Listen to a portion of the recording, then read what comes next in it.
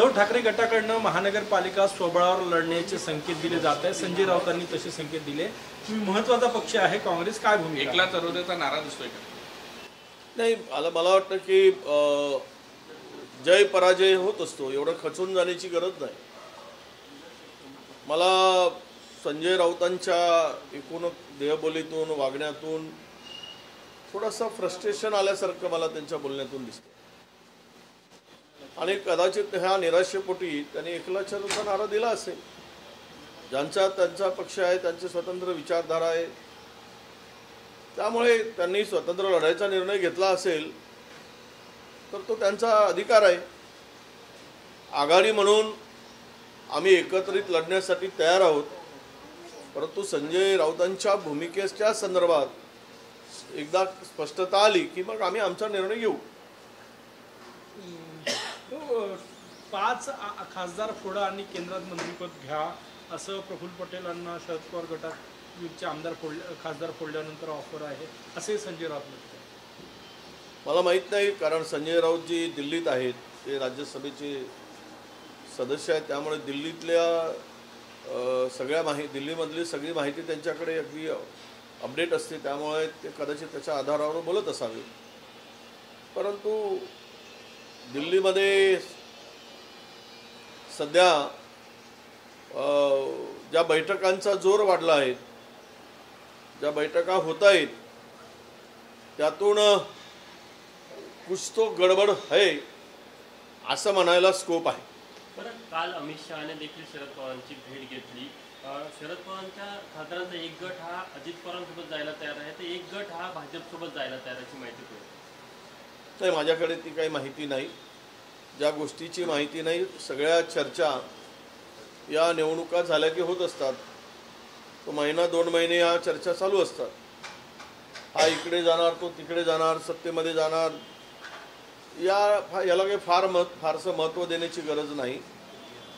आणि मला विश्वास आहे की आत्ताच्या सगळ्या परिस्थितीमध्ये पवारसाहेब वर्ष एक पुरोगामी विचाराला धरून त्यांनी संपूर्ण आयुष्य घालवलं आहे, त्यामुळे त्यांनी कुठल्या तरी वेगळ्या दिशेनं त्यांचा जाण्यासंदर्भात अजिबात विचार करणार आहेत, यावर आम्हाला पूर्णतः खात्री आहे। तुम्ही आत्ताच बोलले की काहीतरी गडबड आहे, ज्या प्रकारे घटनाक्रम नाही, काही गडबडी बैठकांचा जोर म्हणजे काही फोडाफोडींचं राजकारण। नेहमीप्रमाणे भारतीय जनता पक्षाला दुसऱ्याचे घर फोडणं, दुसऱ्याचे पक्ष फोडणं याशिवाय चैनच पडत नाही। त्यांना असुरी आनंद त्यामध्येच आहे, त्यामुळे असुरी आनंदपोटी काही गडबड करण्याचा त्यांचा प्रयत्न असू शकतो।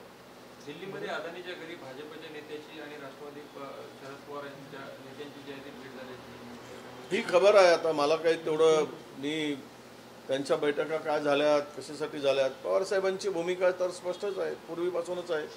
अदानीच्या संदर्भातली भूमिका शरद पवार साहेबांनी वारंवार स्पष्ट केली आहे, त्यावर अधिक प्रश्न उपस्थित करण्याची गरज मला वाटत नाही। हिवाळी अधिवेशन आहे सोमवारपासून नागपुरात, काय वाटतं विरोधी पक्षनेते पदाबाबत काँग्रेसची भूमिका काय? 17 तारखेला आमदारांची नाही, हे काय अधिवेशनामध्ये फार काही निष्पन्न होईल? फुकट कशाला नागपूरला अधिवेशन घेतलं हा खरा प्रश्न येतो।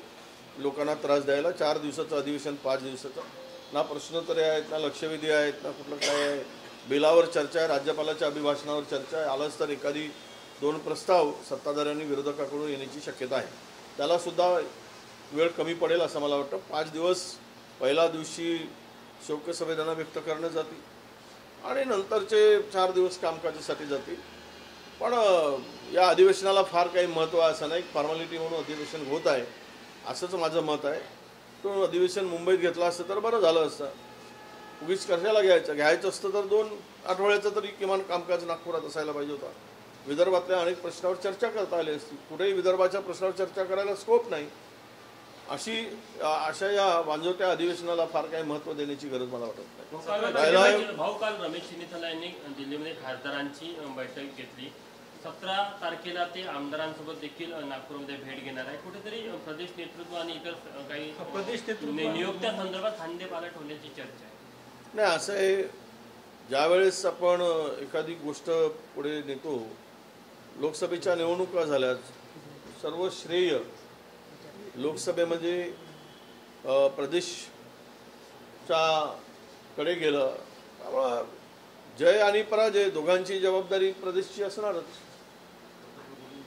ज्यावेळेस पार्लमेंटच्या निवडणुका झाल्या तर त्याची जबाबदारी घेतली, तर असेंब्लीची सुद्धा पराजयाची जबाबदारी जबाबदार व्यक्तीवरच येईल. त्यामुळे त्या संदर्भातली जी काही चर्चा आमचे प्रभारी करणार आहेत, त्या चर्चेमधून जो सूर निघेल त्यावर तो निर्णय दिल्लीमध्ये अपेक्षित आहे. चर्चा काय होते, कोण चर्चेमध्ये किती सहभाग घेतो, कोणाचं काय मत आहे, यावर सर्व निर्भर आहे. मला विचारून यातून काही फार फायदा नाही. आत्ताच्या परिस्थितीमध्ये एकूणच पक्ष राज्यामध्ये 16 आमदारांच्या भरोश्यावर उभा करणं एक कसोटी आहे आणि ती कसोटीमध्ये कोण उतरू शकतो खरा, हे नेतृत्व कोणाच्या हातात दिलं पाहिजे याची चाचपणी होणं आणि चर्चा होणं महत्त्वाचं आहे. त्याचाच एक भाग म्हणून चंदीतालाजी चर्चा करत आहेत असं मला वाटतं. धन्यवाद.